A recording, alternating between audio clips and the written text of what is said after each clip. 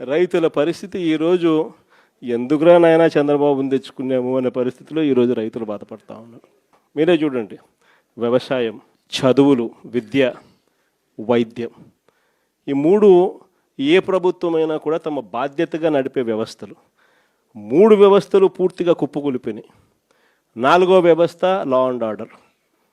ఈరోజు red book రాజ్యాంగంతో నాలుగో వ్యవస్థ పూర్తిగా దిగజారిపోయిన పరిస్థితిలోకి ఈరోజు కనిపిస్తూ ఉంది. మరి ప్రభుత్వంలో ఈయన ఉండేది ఎందుకు ఈయన ముఖ్యమంత్రిగా పరిపాలన చేస్తూ ఉన్నాడు? అందరికీ అన్ని ప్రైవేట్ ప్రైవేట్ ప్రైవేట్ ప్రైవేట్ అనేసరికి ఆ ముఖ్యమంత్రి కుర్చీ కూడా ప్రైవేట్కి ఇచ్చేయచ్చు కదా. ఎందుకు అన్ని ప్రైవేట్ ప్రైవేట్ ప్రైవేట్ అనేటట్టుగా అయితే ఈయనకి ఎందుకు ఓటు వేయాలా? ఈయన ఏం చేయడానికి అని చెప్పి అక్కడ ఉన్నాడు. ఇలాంటి పరిస్థితుల్లో ఎవరైనా ప్రజలు ప్రశ్నిస్తే చంద్రబాబు నాయుడు గారికి అసహనం.